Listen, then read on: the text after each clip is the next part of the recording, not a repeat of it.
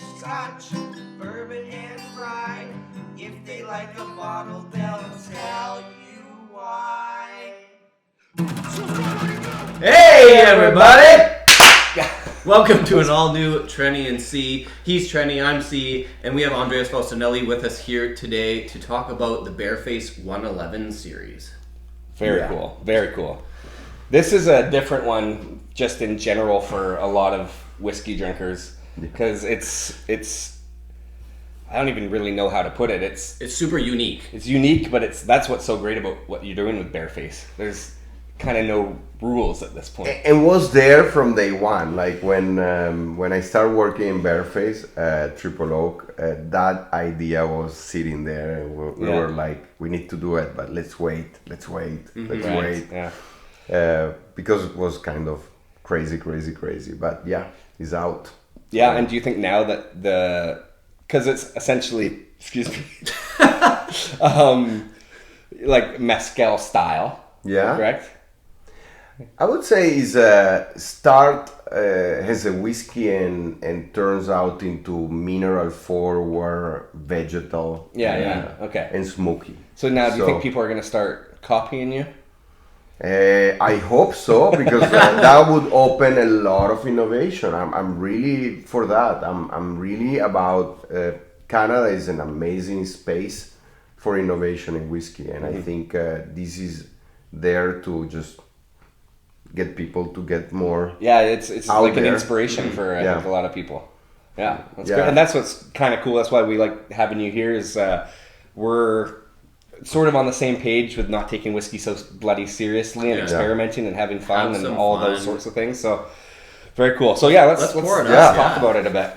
No, and there was this constant debate on in Scotland about using tequila cask, and was for years banned, and today is approved. But and all this limitation and trying to protect I don't know what in a global world, and for me these regulation in Canada in which you are allowed to add a flavoring up to 9.09%, 111, was amazing, and no one has that. So let's show to the world and share that. Especially when you can do it in transparency, like people can understand what is happening, where is coming that flavoring from. Yeah, because you look right on how he's making it, and I think that is really important. Yeah, because you look right on the label and it's transparent about what it says. Wukaka Agave Spirit, 10 parts Bearface, cut with 1 part agave, some word that I can't read. Yeah, agave. Espadín. Espadín is a type of agave. So there's 10 parts of this one here in there, is that right? Or not really. Really? Okay. Because then in these you go back to the start. First, you don't use the same base whiskey. Okay. This is 7 years old. This is 4. Okay. I see. Why? Okay. Because you put a 7 years old with the mezcal would kill it. Just overpower the whole whiskey. Okay. So it's great. You can get a guy that is 75 marrying a girl that is 25. Right. Totally legal. It's great. But it's better probably to approach them a little bit. So and my point is like a 4 with a 2 years old mezcal, that would be more manageable. So you did a bunch of trial and error maybe with the ages? Between the 7... First, there is like, no, I cannot do it. And then moving into 4, and then there is no wine, no Mission Hill, nothing in this guy. Right, okay. So everything that we spoke about, wine cask, and there is in Triple Oak and Hungarian is not here. Okay. So that's also the difference in color that is quite relevant. And so is the Canadian content that's in here is 100% corn? Yes. Okay. Like the 91% is Canadian. Okay. And it's corn, and it's aged 4 years. There is a blend of different batches, but I would say minimum age is 4. Okay. And then everything goes into virgin French oak together with the agave. Okay. So they get married inside the virgin French oak. And so, you're kind of saying that if you left it longer, it gets stronger of a flavor for agave. So yeah, agave is pretty tend to be overpowering, and my idea was to leave it as a final part. Like you start in Canada, you finish in Oaxaca. So you start in Canada, you finish with you tasting pimiento and all of that. Right. That bridge is the taste. It needs to be that. So Like the snowbird whiskey. You start in cold Canada and you end up in a beautiful warm. The nose on this is amazing. I love it. Because it's so interesting and so unique. I mean, a lot of Canadian, whiskey drinkers, I don't know if they could pinpoint what this is. Like this, and then that's what we were like. If we gave this to people blind, could they figure out what was in here? please do it. Like please. Yeah. I don't think they could. Honestly, Bring people and do just blinded. My tasting note on it was bacon and birthday candles. Yeah, that's my favorite one. The best and that's descriptor.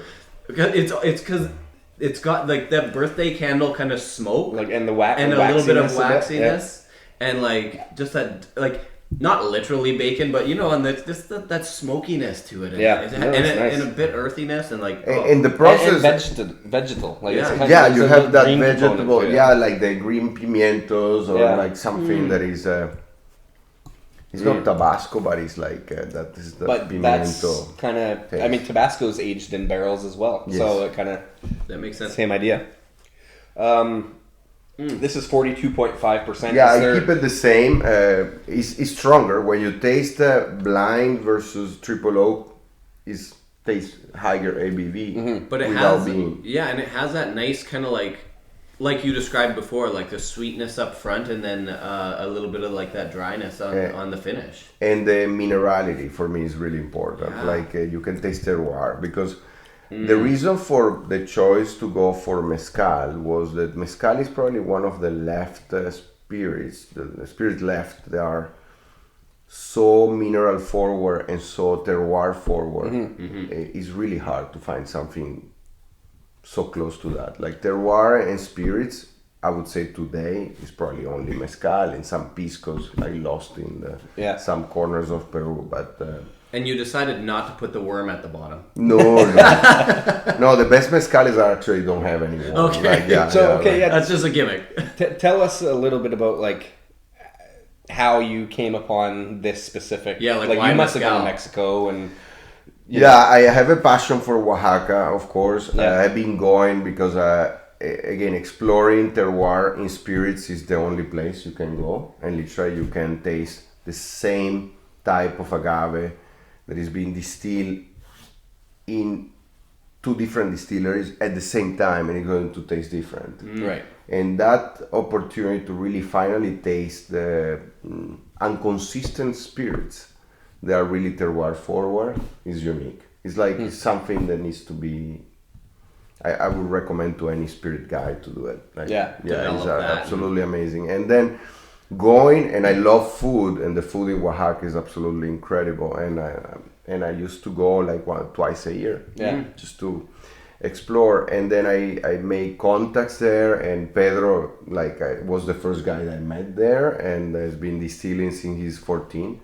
So he knows his stuff. He's over 50 now. So and he was sitting in some lots of mezcal. The problem with this project is like when you come, the idea came from the beginning, but I went there with a bottle of triple oak, and Pedro tasted, and I'm like, what do you think? Can we do something here? And he was sitting in this cask of mezcal that was non-certified. That's why you don't see mezcal mentioned in the label. Right. Oh. Because I cannot put mezcal in the label because I need to do a full mezcal bottle to put it by regulation in Mexico. So that's why it's Agave Spirit. And then the fact that it's not certified, the lots are unique.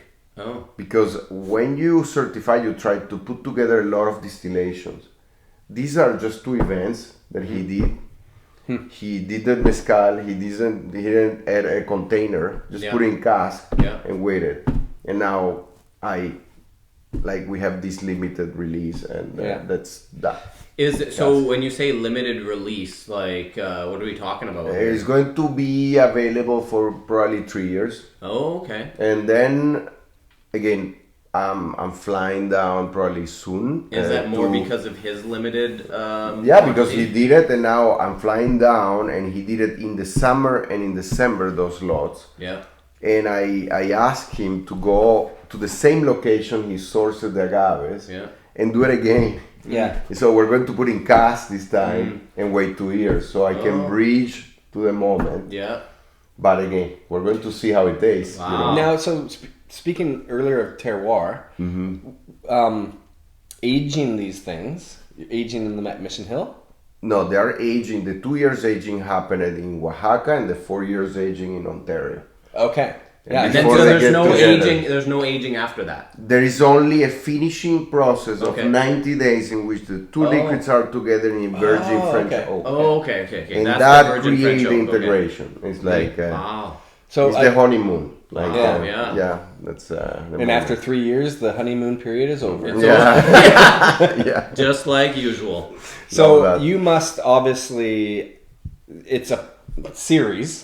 So you must have other To be ideas continued. in your brain Oh, that you're of course. probably not. Oh yeah, reveal. 111 needs to continue, and that's why I'm looking for traveling. I love traveling, Yeah, so I'm same here. exploring I'll new meet places. you in Indonesia. In a That's couple why Yeah, there we're you talking. go. Do some research. Yeah, I'll do my research. Yeah. Just You- bring a bottle of Bearface. That's right, and start dumping stuff in it. Yeah, that's a then- good idea. Yeah, a Start couple playing. sample bottles Yeah. and. I like it. Well, I got this whiskey from Bali called Drum, Okay. and it It was super unique. It was made as it was a But rice. what is the it was base? a rice. It's rice base. Yeah. Okay. That So makes it was sense. it was different, very different. But I wouldn't necessarily say it was very good. Yeah. But it's totally unique. So Yeah. something to That think would be about. awesome. Yeah. Cool. Well, thank you for walking us through the 111 series here. I mean, this is, And you're probably not going to reveal to the world what the next 111 series is going to be. The next one is not going to be a 111. oh. It's going to be a new experiment. Okay. So Are you that gonna I'm break the working on. rules? No, 211? I'm going to Wait, be 211? No. It's not 2-9? about that. Will be completely different, and things are. I cannot reveal anything, but there's been something regarding of a little bit time traveling whiskey. Ooh. Wow. So Okay. that's kind of- yes. Wow, cool. So we're going And then when is the Trenny and C small batch coming out? to. It's coming. The next 111, maybe that's yeah, like yeah, this the is logo. Pedrito's signature this time. Maybe we have Yeah, yours Trenny- next time. Here, we need to find the place. Yeah, now, yeah, right? Yeah, So We'll make we'll it work. find it. We'll make it work. I'm a traveler as well, so I'll keep my eyes peeled. yeah, I travel with whiskey everywhere, and I keep doing this all the time. And so this That's is great. going to be fun, and yeah, the next one we're going to see. Yeah, but Well, we have time. We have like Got 3 years. yeah, kind of 3 years. Yeah. Well, thank you for experimenting and for making something so interesting and fun, right? Yeah, so people Cheers. out there, go out and get yours if you can get. Oh, this yeah. is Canada wide. Only Canada. Yeah, so Yeah. Great. Cheers. get it. Cheers. Cheers. Click Subscribe. like, subscribe. We'll see you next time. Yeah. Okay, Cool. great. Trenny and C, drinking whiskey, describing all the flavors for you and me. Irish, Scotch, bourbon, and rye. If they like a bottle, they'll tell you why. Subscribe on YouTube.